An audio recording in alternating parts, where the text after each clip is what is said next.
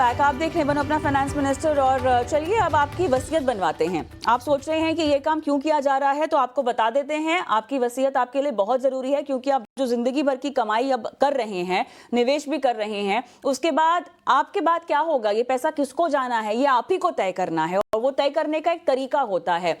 जायदाद जो है, अगर आपको लग रही है कि अगर बहुत ज्यादा कमा लेंगे, बना लेंगे तभी वसीयत होगी, तो ऐसा कुछ नहीं है। छोटी छोटी चीजों का भी, छोटे छोटे एसेट्स के लिए भी आपके पास वसीयत होना आज की तारीख में बहुत जरूरी है।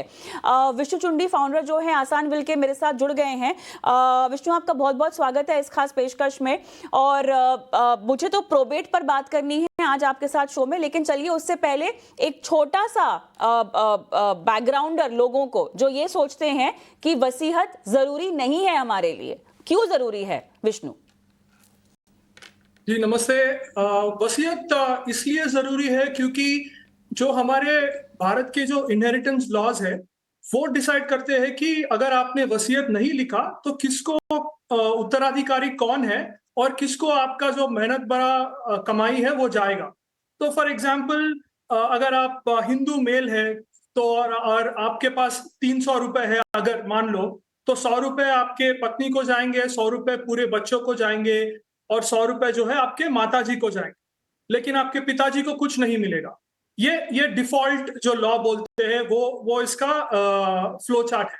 अगर आप वसीयत लिखेंगे तब आप अपने पिताजी के लिए भी कुछ छोड़ सकते हैं। ये एक छोटा सा सिंपल एग्जांपल मैंने दे दिया क्यों वसीयत इंपॉर्टेंट है हर इंसान के लिए। और ये बदलता जाएगा। अगर हिंदू स्त्री है तो उनके लिए अलग रूल है, हिंदू पुरुष है अलग रूल है, क्रिश्चियन है तो अलग रूल है। इन सबको अगर आपके खुद के निजी जो फैसले आपके जाने के बाद अगर आप डिटरमाइन करना चाहते हो तो वसीयत बिल्कुल लिखिएगा। अब मैं थोड़ा सा प्रोबेट पर आ जाना चाहती हूँ, क्योंकि वसीयत का जो प्रोबेट वाला हिस्सा है इसको लेके बहुत कंफ्यूजन है। देखिए, जब भी हम कहते हैं कि आपको विल बनानी चाहिए तो हम सोचते हैं कि क्या आप विल एक पेपर पे लिखकर साइन करके चले जाएं या आप किसी लॉयर के पास जाएं, क्योंकि उस पर एक ठप्पा होना चाहिए, लीगल होनी चाहिए, है ना।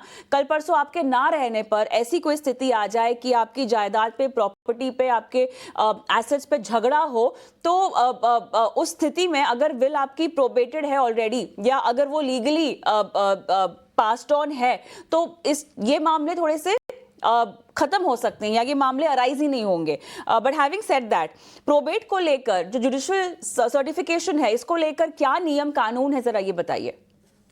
जी बिल्कुल, मैं एक स्टेप पीछे लूंगा। कोई भी लिख सकता है वसीयत, व्हाइट पेपर पे भी आप उसको बना सकते हो। कुछ लोग रजिस्टर कराते हैं विल को और कुछ लोग रजिस्टर नहीं कराते। और प्रोबेट जो है वो एक अल्टीमेट स्टेप है। तो अगर आपने विल बनाया, उसको रजिस्टर किया एसआरओ ऑफिस में या सब रजिस्ट्रार ऑफिस में, तो आपके बायोमेट्रिक्स लिए जाएंगे और ये ऑथेंटिसिटी मिलेगा कि आप ही ने बनाया है विल, कि किसी ने आपका जो आइडेंटिटी थेफ्ट है ऐसा कुछ नहीं हुआ है। आप ही के बायोमेट्रिक्स है, आप ही के हस्ताक्षर है और आपका ही विल है। कुछ शहरों में क्या है, हिंदुस्तान में प्रोबेट लेना अनिवार्य है। पहले मैं प्रोबेट का डेफिनेशन बता देता हूं सिंपल टर्म्स में। प्रोबेट का मतलब कोर्ट द्वारा दिया गया एक प्रमाण पत्र है जो यह कहता है कि वसीयत असली है, वैध है और सही तरीके से बनाई गई है। ये अगर आप ये तीनों चीज अगर आपको मिल जाएंगी कोर्ट से, तो आपके काफी मतलब आपके जो उत्तराधिकारी है उनके काफी प्रॉब्लम्स हल हो जाएंगे। और 3 शहर जो हिंदुस्तान में अनिवार्य है वो है मुंबई, चेन्नई और कोलकाता, जहां पे अगर आपके कोई इमूवेबल एसेट्स है या आपके कोई भी एसेट्स उन शहरों में है तो प्रोबेट कंपलसरी है, क्योंकि ये प्रेसिडेंसी सिटीज कहलाते हैं। और हम लोग वो जो ब्रिटिश टाइम के जो लॉज है ये इन तीनों शहरों पे अभी भी लागू है। दिल्ली एनसीआर, मुंबई, चेन्नई और कोलकाता, आपने कहा कि यहाँ पर कंपलसरी है प्रोबेट करवाना। इसके अलावा जितनी भी जगह है वहां पे प्रोबेट कराना नॉट नेसेसरी?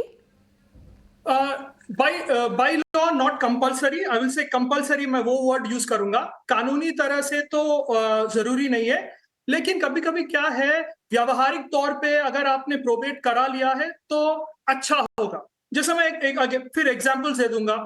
कभी कभी क्या होता है, जैसे बैंगलोर और दिल्ली में, एनसीआर में हम लोग देख रहे हैं कि बैंक्स या हाउसिंग सोसाइटीज प्रॉपर्टी ट्रांसफर या अकाउंट जो है आपके उत्तराधिकारी को देने से पहले पूछते हैं कि क्या ये सही वसीयत है, क्या ये रजिस्टर्ड है और क्या यहाँ पे प्रोबेट है। क्योंकि उनका रिस्क ये है कि अगर उन्होंने दे दिया किसी को और कुछ समय बाद पता चला कि ये अवैध विल है, तो फिर उनको वो हेडेक लेना पड़ेगा। इसलिए प्रोबेट एक अच्छा, मतलब अभी हम लोग लेस देन 10% जो विल्स है इन 3 शहरों के बाहर, वो प्रोबेट के लिए जा रहे हैं और ये हम लोग देख रहे हैं कि ये नंबर बढ़ रहा है पिछले 5-10 साल में। तो to simplify the process Vishnu, probate मतलब आपकी जो विल है उस पर एक लीगल सर्टिफिकेशन की परत चढ़ जाएगी, आपको लॉयर के पास जाना पड़ेगा प्रोबेट करवाने के लिए उसको?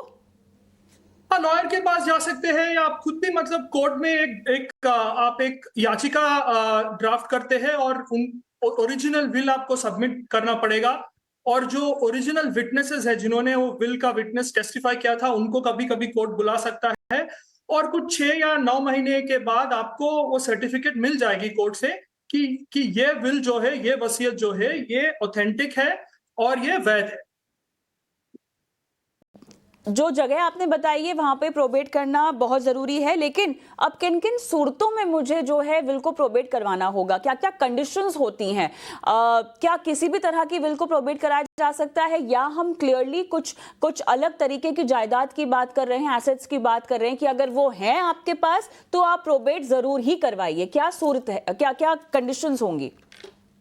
तो जैसे कंडीशंस, मैं बोलूंगा कि इन चीजों में या इन सूरत हाल में आपको प्रोबेट कंपलसरी करवाना है। जैसे मैंने बोला, अगर आपके पास मुंबई, चेन्नई और कोलकाता में अचल संपत्ति है तो लाजमी है आपको प्रोबेट करवाना है।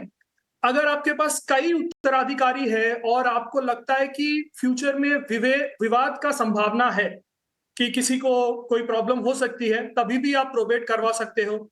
और हमने कुछ कभी-कभी देखा है कि कुछ लोग वसीयत में कोई फैमिली मेंबर्स को या उत्तराधिकारी को जानबूझकर वसीयत में शामिल नहीं करते। कोई भी रीजन हो सकता है, उनका पर्सनल रीजन।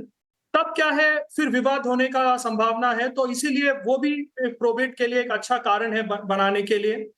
और अगर आपने बैंक खातों में कोई नॉमिनी नहीं लिखा है, तो वो भी बहुत कंफ्यूजन क्रिएट कर देता है, क्योंकि ज्यादा उत्तराधिकारी हो जाएंगे, तो वो भी एक अच्छा कारण है।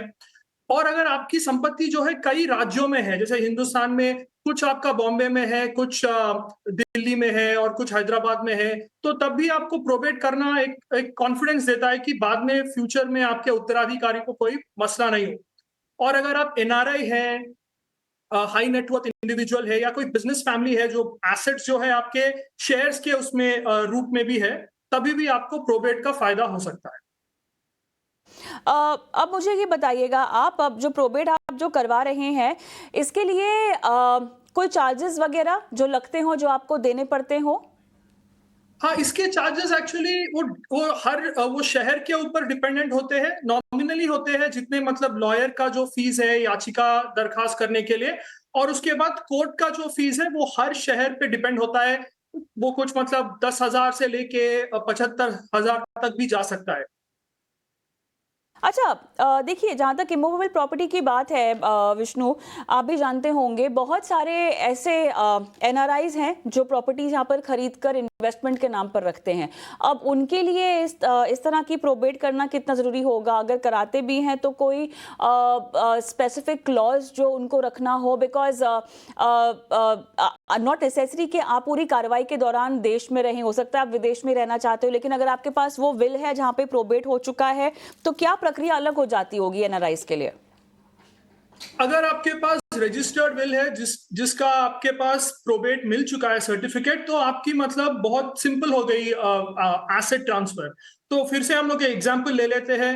पेरेंट्स सीनियर सिटीजन्स है, दिल्ली में रहते हैं, उनका लड़की जो है सैन फ्रांसिस्को में काम कर रही है और विल है, प्रोबेट है, पिताजी का देहांत हो गया, और जब वो लड़की आती है हिंदुस्तान, वो 1 या 2 हफ्तों के लिए वो प्रॉपर्टी उनके नाम पे लेने के लिए, तो उनके लिए बहुत ही सिंपल हो जाएगा, क्योंकि हाउसिंग सोसाइटी जब मांगेगा कि ये विल प्रोबेटेड है, तो वो आप दिखा देंगे सर्टिफिकेट, और सडनली और जो भी अगर आप फ्लैट को बेचना चाहोगे किसी और को, तो वो भी कॉन्फिडेंस से आपसे खरीद सकता है कि हाँ, ये सही है, ये करेक्ट उत्तराधिकारी है इस मकान के, ये है वसीयत पिताजी की, और ये प्रोबेट कोर्ट द्वारा उनको प्रमाण पत्र मिल चुका है। तो काफी रिलैक्स्ड और सिंपल प्रोसेस हो गया। एक चीज़ यहाँ पर आप बताइएगा, क्योंकि हम प्रोबेट की बात कर रहे हैं और ऐसे में जो कठिनाइयाँ हैं आपके सामने आ सकती हैं। बैंक्स जो हैं, अगर मान लीजिए आपकी विल आपके पास है बट उस पर प्रोबेट नहीं है, तो आपके फंड्स क्या रिलीज नहीं होंगे, आपकी प्रॉपर्टीज क्या ट्रांसफर नहीं होंगी? अब आप तो जीवित हैं नहीं, लेकिन आपके जाने के बाद अगर विल में ऐसी कोई क्लैरिटी नहीं है तो क्या ये कंडीशंस लागू नहीं होंगी? आपके लिखने के बावजूद, आपके विल में बताने के बावजूद ऐसा भी है वो अमल में नहीं आएगा? ये हम 100% श्योरिटी से नहीं कह सकते कि अमल में नहीं आएगा, लेकिन डिले हो सकता है, क्योंकि जो हम देख रहे हैं अभी, अगर विल रजिस्टर्ड नहीं है और प्रोबेटेड भी नहीं है, तो जैसे अगर आप सोच लो, आप वो बैंक मैनेजर हो जिसके पास ये एफडी है, और अगर आप क्यों रिस्क लेना चाहोगे कि एक उत्तराधिकारी को जो भी पहले आता है उनको आपने वो एफडी दे दिया, फिक्स डिपॉजिट, फिर बाद में 1-2 साल के बाद अगर और भी उत्तराधिकारी है और भी वसीयत है, क्योंकि वसीयत इंसान अपने जिंदगी में बहुत बना सकता है, एक ही नहीं है, जो लास्ट में बनाया गया है वही वैध है और कानूनी तरीके से लागू है। तो इसीलिए रजिस्टर्ड, जहाँ पे टाइम स्टैंप होगा, एसआरओ ऑफिस में बायोमेट्रिक है, वो आधा हेडेक आपको निकाल देगा, और अगर प्रोबेट है तो वो और भी अच्छा है, क्योंकि कोर्ट द्वारा प्रमाण पत्र आपको मिल गया। क्योंकि जो एसेट कंट्रोलर है, जैसे बिल्डिंग सोसाइटी ओनर या बैंक या कोई और इंस्टीट्यूशनल जो है, तो वो रिस्क नहीं लेना चाहते कभी कभी। ऑलराइट, चलिए, तो आपकी विल में प्रोबेट कराना क्यों ज़रूरी है और इसके क्या-क्या एस्पेक्ट्स हैं, काफ़ी आसान भाषा में विष्णु ने समझाया। बहुत-बहुत धन्यवाद हमेशा हमारी पेशकश में शिरकत करने के लिए, समय देने के लिए, और ये जो पेचीदा मुद्दे हैं ये समझाने के लिए दर्शकों को। विष्णु, बहुत-बहुत धन्यवाद आपका। धन्यवाद।